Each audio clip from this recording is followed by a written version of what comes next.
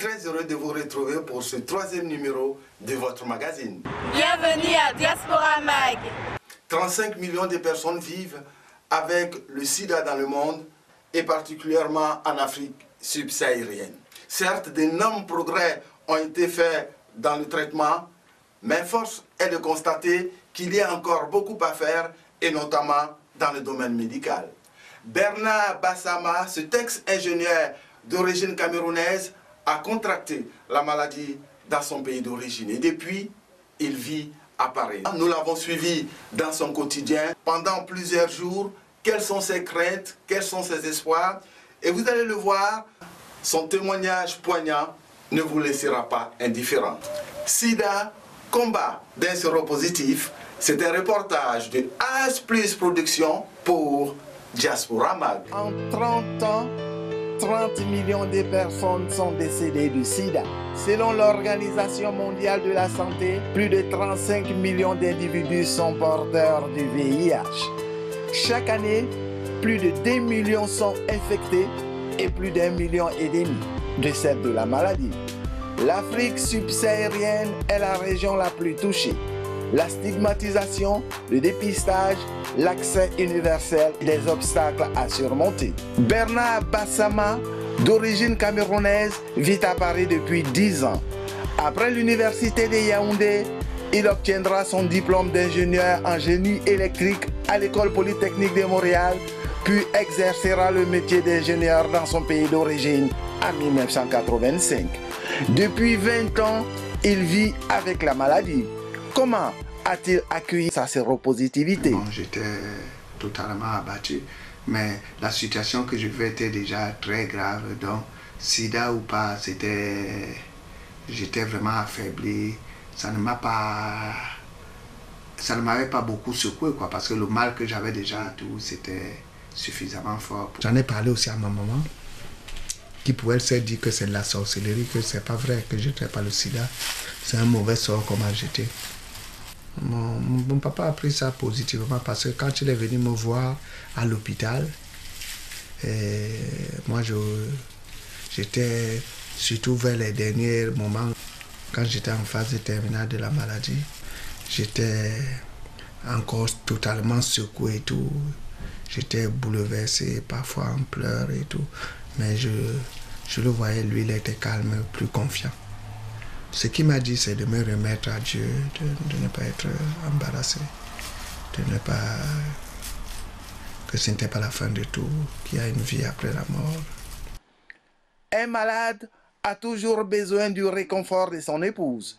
Et Bernard doit s'armer de courage pour annoncer au plus vite sa maladie. Comment va-t-il s'y prendre? Pour mon épouse, ça a pris du temps. Et moi, je voyais la mort.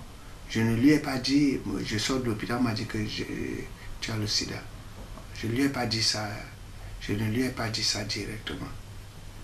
Je suis rentré, ce que je lui disais, c'était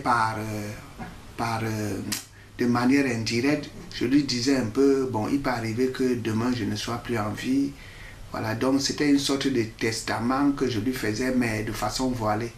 Voilà, si je ne suis plus là, voilà comment tu peux faire avec les enfants. Je lui parlais un peu de ma mort prochaine, quoi, de façon biaisée. Mais je crois 2-3 mois après la mort ne venant pas, et j'ai eu le désir d'avoir des rapports sexuels avec elle. Et j'ai utilisé des préservatifs, ce que je n'avais jamais utilisé dans le couple. Et c'est quand elle s'est rendue compte que j'avais utilisé des préservatifs, elle m'a posé la question de façon, pourquoi tu utilises le préservatif? C'est là où je lui ai dit que je n'avais pas eu le courage de te dire avant, mais j'ai fait un test, on m'a dit que j'ai le sida et que le médecin m'a demandé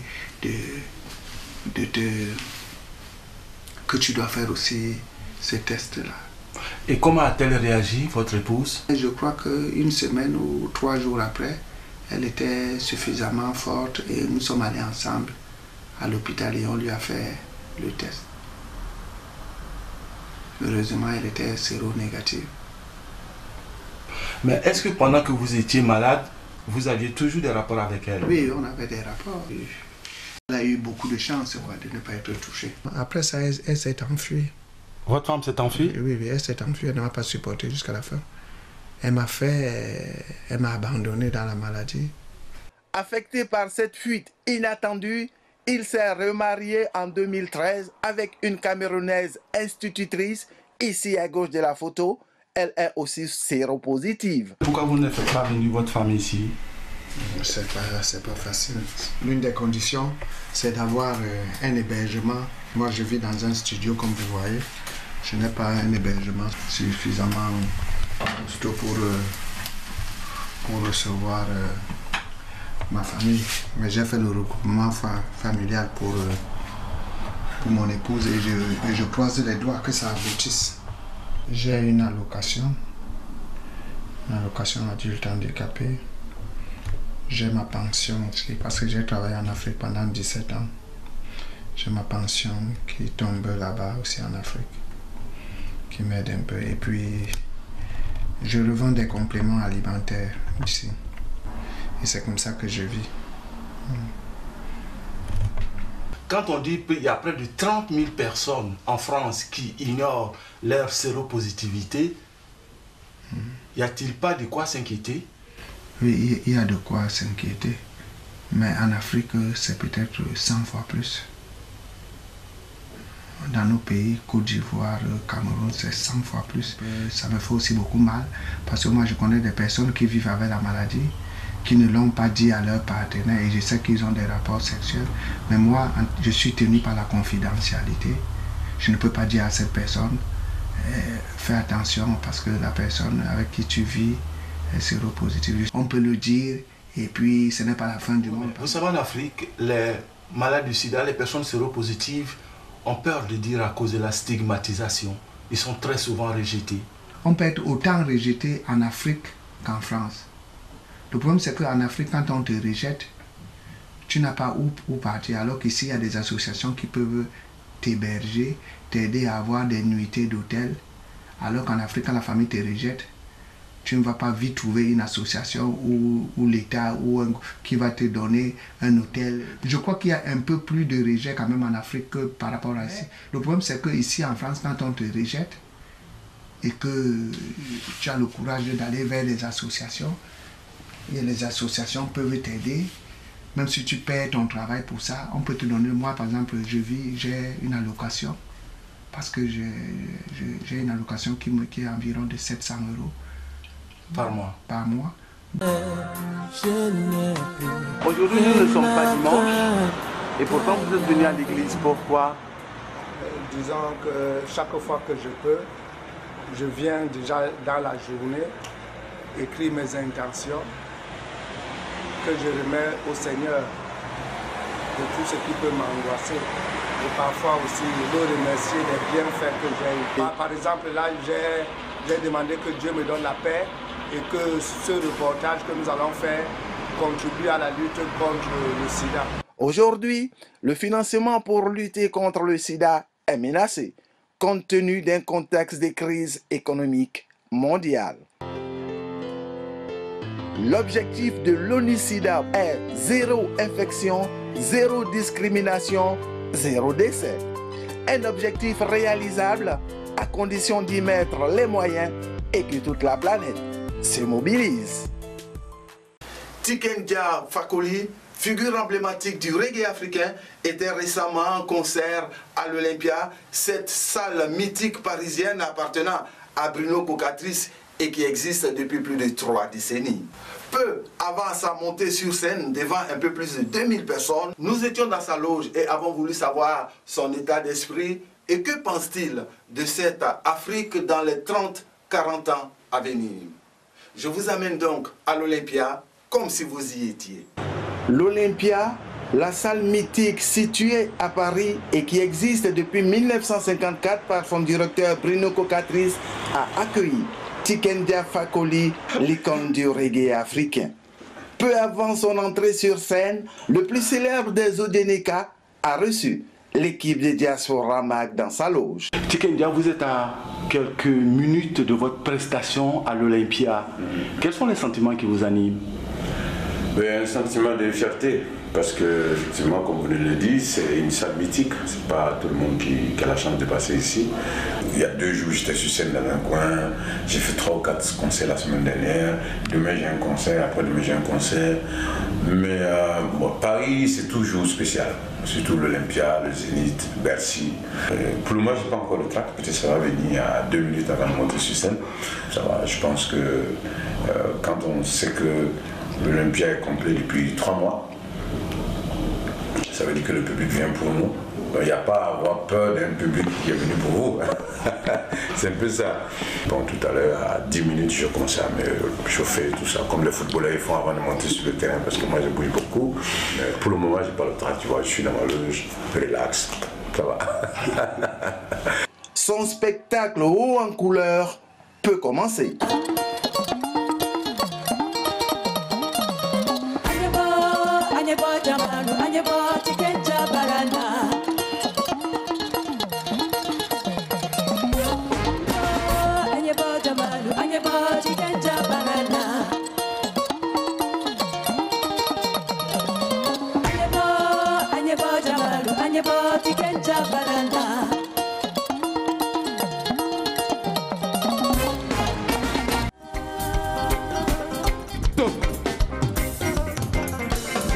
Bonsoir Paris, bonsoir l'Olympia.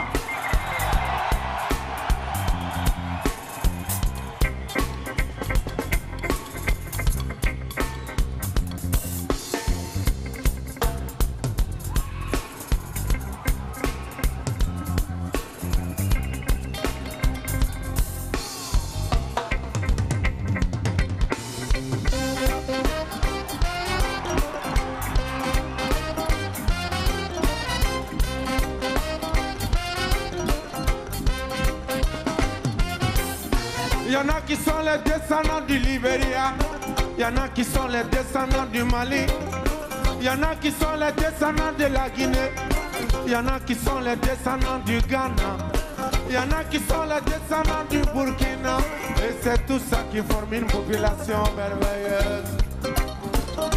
Alors, unitaire. La recette qui a fait son succès, faire danser en éveillant les consciences. Sa lutte, la cause panafricaine. Optimiste, il voit une Afrique qui se développera, prendra son essor économique et sera la première destination mondiale. Moi, je suis sûr que dans 50 ans ou dans un siècle, l'Afrique sera la destination la mieux indiquée. Parce que nous avons tout, nous avons le soleil, c'est l'été continu chez nous, il y a la mer, le sous-sol est gorge de richesse, le peuple est en train de se réveiller, donc voilà, je pense que il y a tous les ingrédients dans la marmite pour faire une bonne sauce. Donc c'est ce message-là qu'on essaie de faire passer. Parce que c'est la carte de mon pays. Moi je suis africain d'origine ivoirienne. Voilà, j'ai la Côte d'Ivoire ici, Focus Côte d'Ivoire. Mais je pense qu'aucun pays africain ne pourra gagner tout seul. C'est ensemble que nous gagnerons tout le combat. L'Afrique, c'est 54 pays. Les États-Unis, c'est 50 ou 52 États. Nous sommes grands, nous devons être forts, mais nous sommes faibles. Pourquoi nous sommes faibles? Parce que nous sommes divisés. Nous avons toutes les richesses dont les pays occidentaux ont besoin pour continuer le développement. Nous avons en 2050, nous serons 2 milliards en population. Donc ça veut dire que la main-d'œuvre sera moins chère. Donc si ça trouve que l'Afrique est stable, que l'Afrique est démocratique, tout le monde viendra monter du business en Afrique. Tous les jeunes auront du boulot et l'Afrique va filer comme un avion. Il faut être ensemble. Et ensemble, on va tout gagner. On va tout déchirer comme on dit à vous.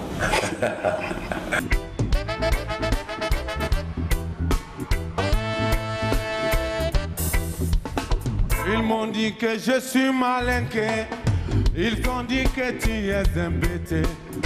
Mon papa était un djoula, mais nous là, nous sommes ivoiriens. Nous sommes des malinqués, nous sommes des accords, nous sommes des sénoufos. Pour notre continent, j'ai envie de souhaiter évidemment que les pandémies reculent, que les gouvernants comprennent ce que nous attendons d'eux, c'est-à-dire une meilleure gouvernance. J'ai envie de retrouver cette Côte d'Ivoire réconciliée La Côte d'Ivoire reste un grand pays, évidemment, reste un pays qui rayonne, reste un pays qui est un pays pilote, comme on dit, pour le continent. Moi, j'ai envie de dire également à toutes celles et tous ceux que j'ai croisés, à toutes celles et tous ceux qui m'ont écrit depuis 20 ans ici à Couleur Tropicale, je sais qu'il y a énormément de talent. Et je sais surtout qu'il y a une jeunesse qui a non seulement le bagage intellectuel, mais aussi l'énergie extraordinaire pour changer leur monde, pour changer la Côte d'Ivoire et donner à la Côte d'Ivoire l'élan dont nous rêvons tous. Voilà, et je suis sûr que c'est possible. Alors qui que vous soyez où que vous soyez, restez fiers de ce que vous êtes et n'oubliez jamais une chose. S'unir pour bâtir, c'est grandir ensemble, même avec celui qui hier était votre ennemi. Salut à tous mes fans, je suis votre Palapala Woman internationale. Pour la nouvelle année, je souhaite beaucoup de bonheur à tous mes fans. Je souhaite beaucoup de courage, je vous souhaite beaucoup de succès dans toutes vos activités. Je vous adore, croyez en Dieu, croyez en vous et ne baissez jamais les bras. Mouah. Je souhaite une bonne année, une bonne santé à l'Afrique et à la Côte d'Ivoire et que cette année soit une année de paix et de prospérité pour l'Afrique.